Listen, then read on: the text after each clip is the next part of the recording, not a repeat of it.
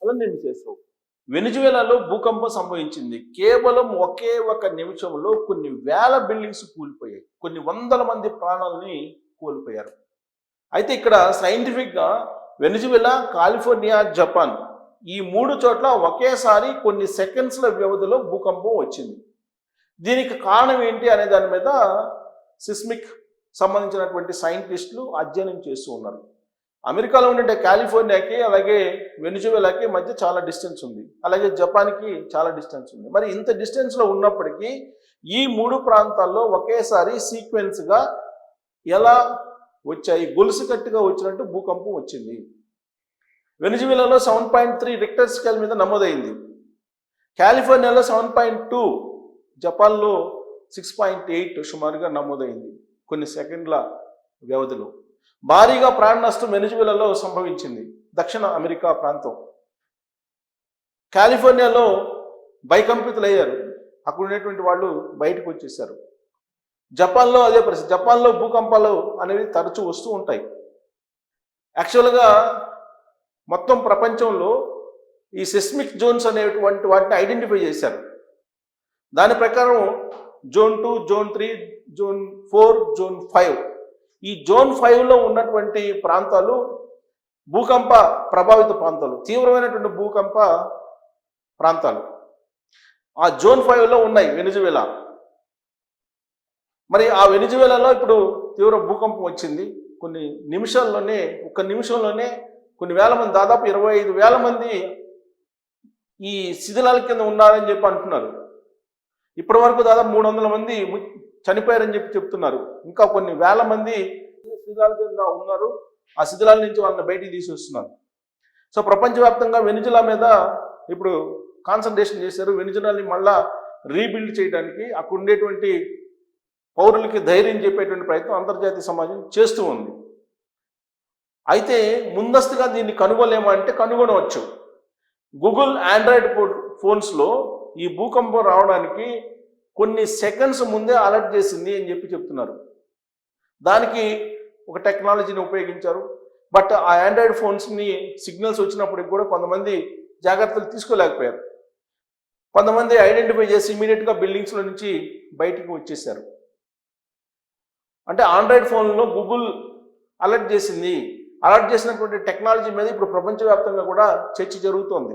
ఎందుకంటే భూకంపాలకు సంబంధించిన ఆనవాళ్ళు, లేదంటే భూకంపాలు ఎప్పుడు వస్తాయని తెలుసుకోవడానికి అన్ని దేశాలు ప్రయత్నం చేస్తున్నాయి. ఎందుకంటే ఒకవేళ భూకంపం సంభవిస్తే భారీ నష్టం సంభవించేటువంటి అవకాశం ఉంది, భారీ నష్టం జరుగుతుంది. తెలుగు రాష్ట్రాలకు వచ్చేటప్పటికి ప్రత్యేకించి జోన్ 2, జోన్ 3లో ఉన్నాం. ఒక రకంగా చెప్పాలంటే సేఫ్ జోన్లోనే ఉన్నాం. హైదరాబాదు, తెలంగాణ జోన్ 2లో ఉన్నాయి. ఎందుకంటే పీఠభూమి, దక్కన్ పీఠభూమి కాబట్టి హైదరాబాదు సేఫ్ జోన్లో ఉంది. కానీ భద్రాచలం, కొత్తగూడెం ఆ ప్రాంతం జోన్ 3లో ఉన్నాయి.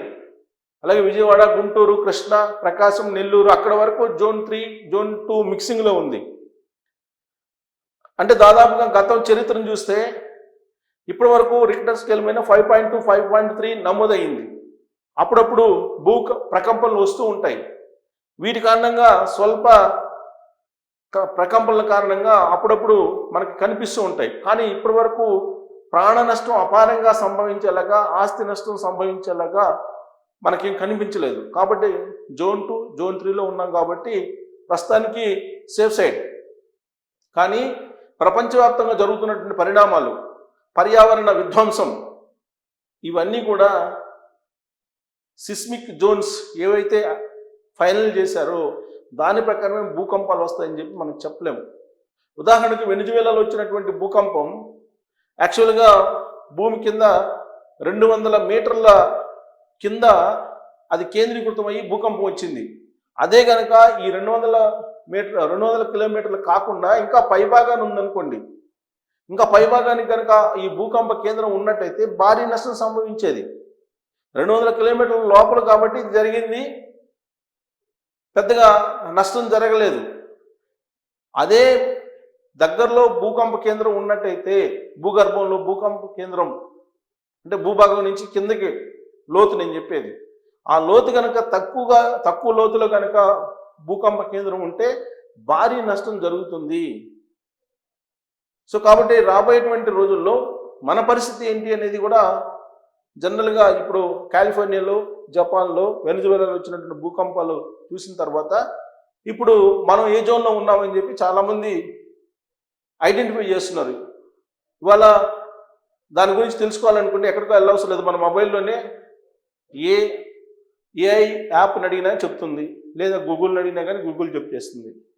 ఇప్పుడు గూగుల్ని నేను గూగుల్ని అడిగితే ఏం చెప్తుందంటే తెలంగాణ దక్కన పీఠభూమి కాబట్టి జోన్ 2లో ఉంది, అయినప్పటికీ ఇక్కడ రాక్ ఎక్కువ ఉంది, ఈ రాక్ని ధ్వంసం చేస్తున్నారు కాబట్టి భూకంపాలు వచ్చే అవకాశం ఉందని చెప్పి చెప్తున్నారు.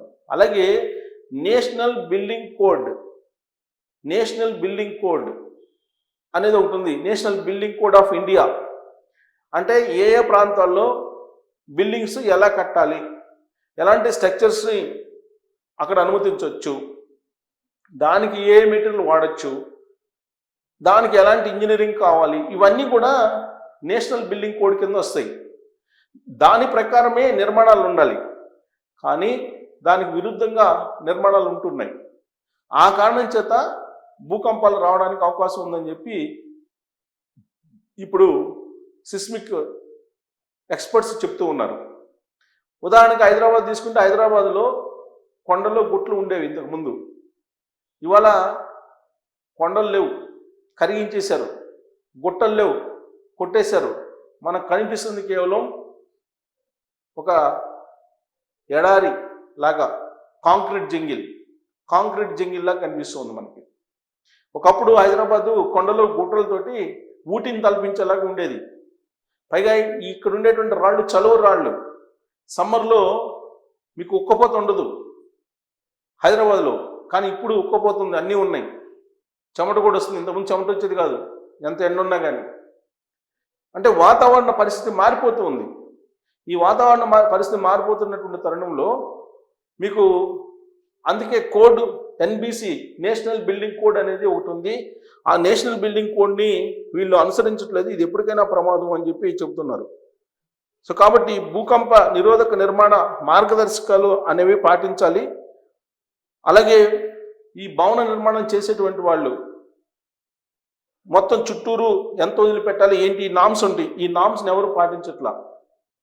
నామ్స్ని పాటించకపోగా అట్లీస్ట్ ఫైర్ జరిగినప్పుడు జాగ్రత్తలు తీసుకోవడానికి కూడా అనువుగా ఈ బిల్డింగ్స్ కట్టడం లేదు. ఇది ఎప్పటికైనా ప్రమాదమే. భూకంపం స్వల్పంగా వచ్చినా ప్రమాదమే. తెలుగు రాష్ట్రాల్లో ఆ విధమైనటువంటి ఆర్కిటెక్ట్ తోటి బిల్డింగ్లు కడుతున్నారు అనేది రిపోర్ట్స్ వస్తున్నాయి. కాలిఫోర్నియా, జపాన్, వెనిజువేలా ఈ 3 చోట్ల ఒకేసారి ఎలా వచ్చాయి అనే దాని మీద అధ్యయనం చేస్తున్నారు సిస్మిక్ సైంటిస్టులు.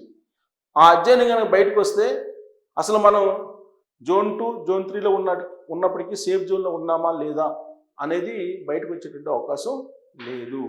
ప్రస్తుతానికైతే మనం సేఫ్ కాకపోతే ఇప్పుడు జరుగుతున్నటువంటి విధ్వంసం ఇలాగే కొనసాగుతూ పోతే అప్పుడు మనం జోన్ 4లోకో జోన్ 5లోకో వెళ్ళాల్సినటువంటి సిచ్యువేషన్ వస్తుందేమో అనేది ఇప్పుడు సర్వసాధారణంగా మాట్లాడుకుంటున్నారు. బట్ అంత ఈజీ కాదు సైంటిఫిక్గా.